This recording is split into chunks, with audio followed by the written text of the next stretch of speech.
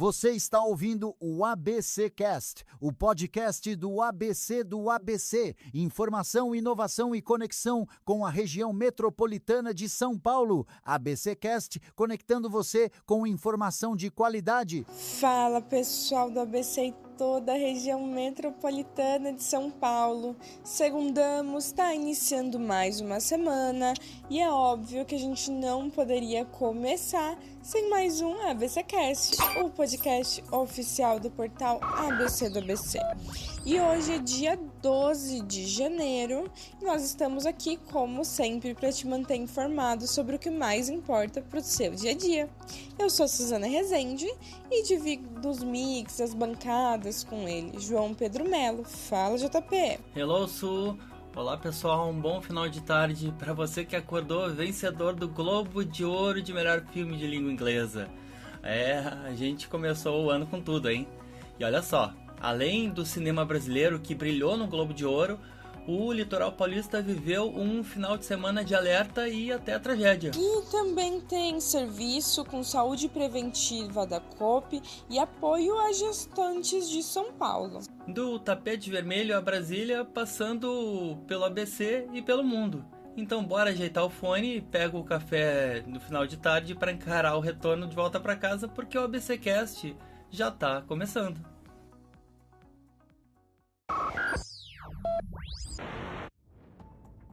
É isso aí, a gente não poderia deixar de abrir esse programa com essa vitória falando do cinema brasileiro. Então, JP ouvinte, o cinema brasileiro viveu uma noite histórica no Globo de Ouro. O Agente Secreto, de Kleber Mendonça Filho, venceu 2 categorias principais: o melhor filme de língua não inglesa e o melhor ator em filme de drama, com Wagner Moura, consolidando que muita gente já chamou de a Noite do Brasil. E foi uma vitória com um simbolismo forte, hein? O anúncio veio de Orlando Bloom e Minnie Driver, que ainda mandou um parabéns em português no palco com Kleber Mendonça Filho, que saudou o país, agradecendo a equipe, a Vitrine Filmes, e fez uma dedicatória especial aos jovens cineastas. Já Wagner Moura entrou para a história como o primeiro brasileiro a vencer o Globo de Ouro de melhor ator em filme de drama. No discurso, falou em português, exaltou a cultura brasileira e chamou Kleber Mendonça Filho de gênio, celebrando também a amizade construída ao longo do projeto. E mesmo sem levar o prêmio de melhor filme de drama, que ficou com Hammett, o Agente Secreto encerrou a noite com um marco, retomando uma tradição iniciada lá atrás com o Central do Brasil e reforçada recentemente pela Fernanda Torres, colocando o Brasil entre os grandes protagonistas da atual temporada de premiações do cinema mundial. O cinema brasileiro é como o Brasil: sobrevive, insiste e de vez em quando ganha o mundo. E quando isso acontece, o aplauso não é só para arte, é para resistência. Dias difíceis para ser bolsonarista, viu?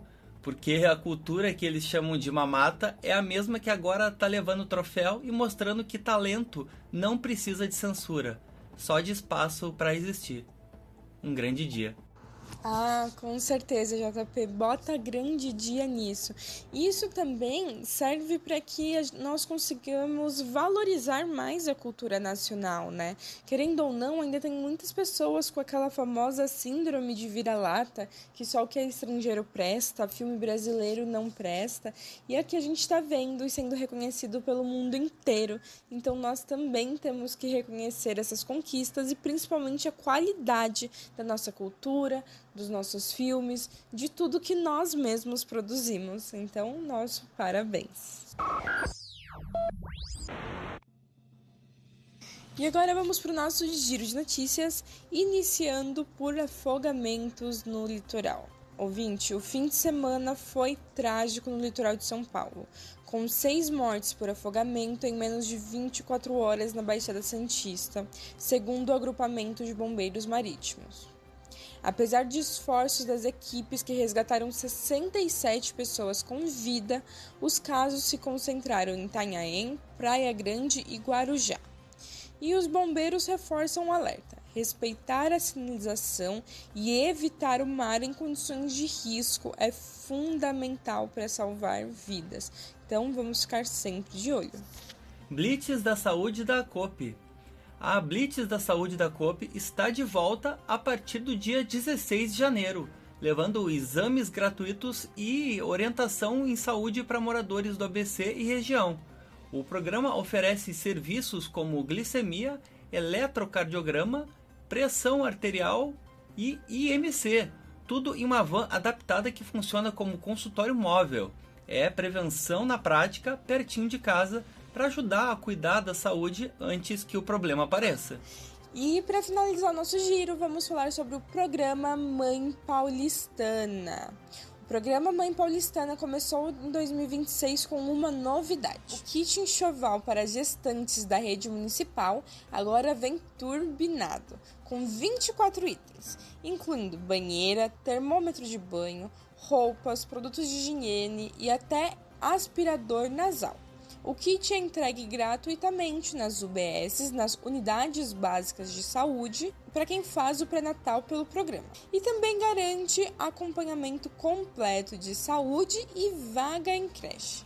É mais cuidado, mais apoio e menos preocupação para quem está esperando um bebê aqui em São Paulo. E assim a gente encerra o nosso giro de notícias de hoje. E se você quiser rever alguma dessas histórias que a gente contou por aqui, basta acessar o nosso site oficial. É o abcdoabc.com.br.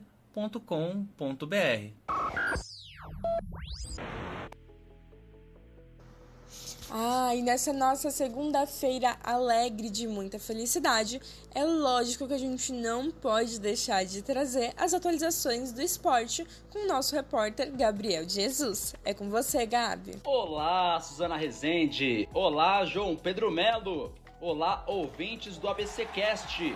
Eu sou Gabriel de Jesus e aqui apresento o bloco de esportes do ABCcast. E a primeira coisa que eu começo dizendo é: você pode estar feliz, mas não mais feliz do que eu. E sabe por quê, Suzana? Porque a temporada de futebol voltou. Vamos começar com os times da nossa casa, da nossa região. No sábado, jogando no 1º de maio, o São Bernardo FC goleou o Capivariano por 4-0 na estreia do Paulistão. Echaporã marcou 2 vezes, Felipe Garcia e Pedro Vitor marcaram os demais. E o Ramalhão, hein, JP? Jogou diante do Juventus da Moca lá na Rua Javari, na abertura da Série A2 do Paulista. Chegou a abrir 3-1 no placar, mas cedeu o empate para o moleque travesso. E terminou assim: Santo André 3, Juventus também 3. Na Série A2 do Paulista ainda, o Água Santa perdeu para a Votuporanguense fora de casa. No sábado, o Santos venceu o Novo Horizontino de virada por 2-1, sendo que Gabigol marcou um dos gols. No Canindé, o Palmeiras venceu a Portuguesa com gol de Luigi por 1-0. Ontem o Corinthians fez 3-0 na Ponte Preta, sendo que André Ramalho fez um golaço. E o São Paulo, hein? Levou uma goleada de 3-0 para o Mirassol fora de casa e afunda o tricolor numa crise incansável, JP. Então, esses foram os destaques do esporte neste final de semana. Eu volto com você, Suzana Rezende, João Pedro Melo. Valeu, ouvinte, até a próxima. Pois é, Gabriel. O futebol começou, mas a política não tirou férias. Continua em campo, jogando em todas as posições e com direito à prorrogação infinita. E o espetáculo da vez, olha só, foi do cinema. Porque se o futebol é a arte do improviso, o cinema é a arte de transformar o caos em roteiro. Então, no fim das contas, Brasil é isso. Bola rolando, política fervendo e cultura. Sempre ela. Lembrando que a gente ainda sabe contar boas histórias, mesmo quando o placar parece ser contra.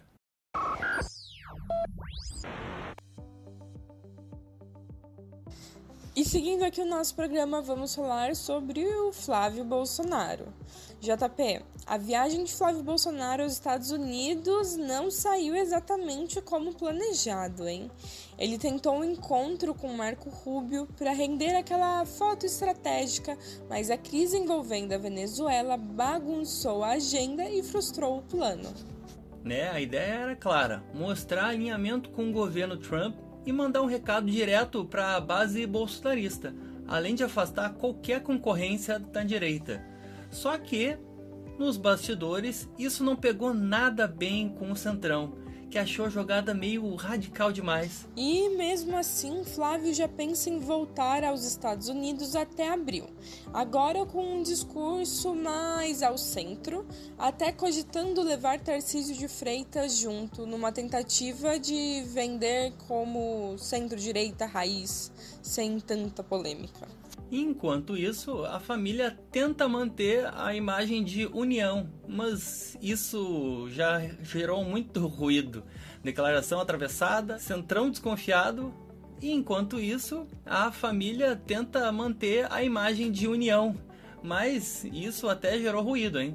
Declaração atravessada, centrão desconfiado, e uma viagem que era para fortalecer acabou criando mais arestas do que likes. No final das contas, a viagem que era para fazer networking virou um reality show político. Na direita, todo mundo quer posar de protagonista, mas falta quem escreva o roteiro para eles. E o resultado é esse: mais selfie que estratégia, mais disputa por holofote que por um projeto. Política sem direção é igual a elenco sem diretor. Cada um atua para a câmera que acha que tá ligada. E nesse filme político a gente não ganha Globo de Ouro não, viu?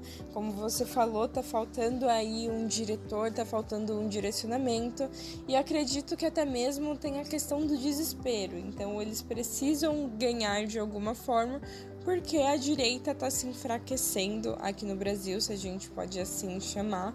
Mas a gente aguarda aqui os próximos capítulos, sejam eles com likes, premiações ou não.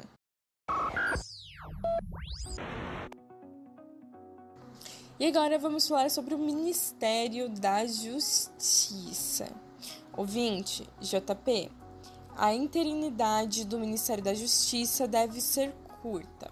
Auxiliares de Lula dizem que a definição do novo ministro pode sair ainda nesta ou na próxima semana, após a nomeação temporária de Manuel Carlos de Almeida. E o nome que aparece como franco favorito é o de Wellington César Lima e Silva, hoje advogado-geral da Petrobras e alguém de extrema confiança do presidente, com longa passagem pela área jurídica do Palácio do Planalto. Wellington, inclusive, já esteve no comando do Ministério da Justiça, mas apenas por 11 dias, lá em 2016, no governo Dilma.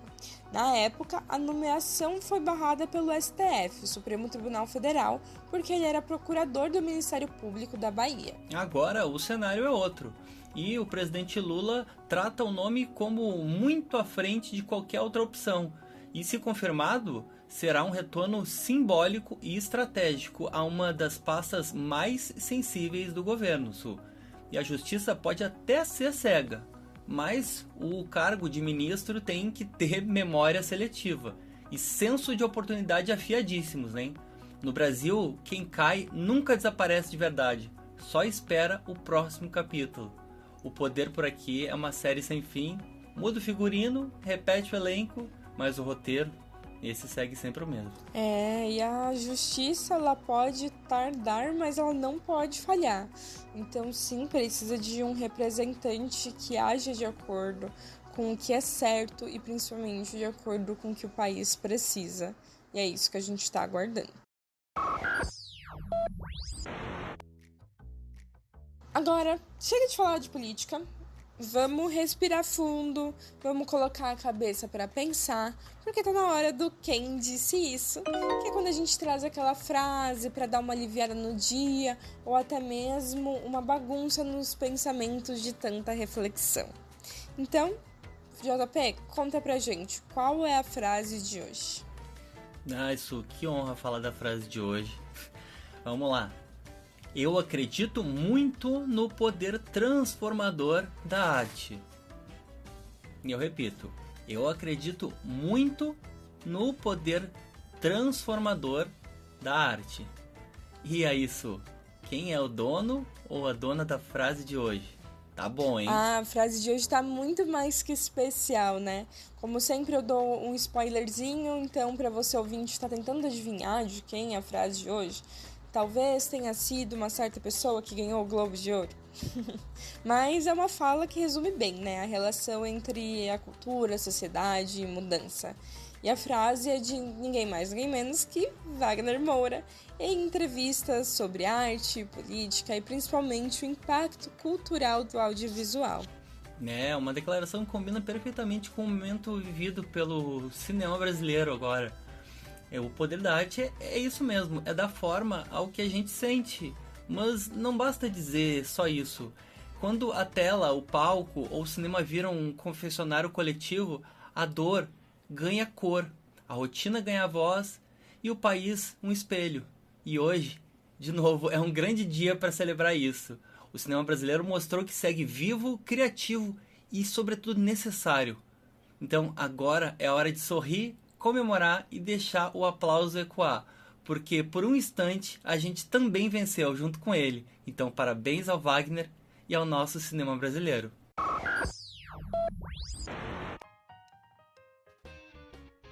É isso aí, e é com essas comemorações que a gente encerra o ABCcast.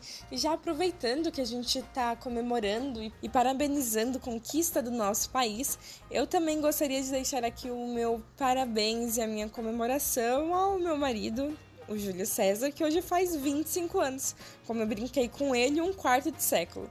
Então, parabéns, meu amor! E lembrando que se você está nos escutando, independente da plataforma, e quiser compartilhar ou então escutar episódios anteriores, nós também estamos em todos os tocadores que você imaginar. É YouTube, Deezer, Spotify, Amazon Music, Apple Podcast, aonde você quiser, é só ativar o sininho e dar o play. É isso aí, e em clima de tanto parabéns bonito, se você curtiu esse episódio, e não tem como ter curtido, né? Deixa o teu feedback pra gente. Pode ser um elogio, uma crítica, sugestão ou aquela pauta que só você enxergou pela rua. A gente tá sempre ouvindo vocês. Então já aproveita e passa lá no nosso Instagram. É o ABC do ABC _oficial. E você já sabe que a nossa conversa sempre continua por lá. Com certeza. E lembrando que se você quiser se manter informado a qualquer momento do dia, o nosso site ele não para, sempre com notícias fresquinhas para você. Então acesse abcdobc.com.br. E antes de fechar de vez, a gente deixa o nosso abraço especial para você que está voltando para casa de carro ou no busão cheio, lavando a louça com fone de ouvido ou ajeitando a rotina aí do outro lado.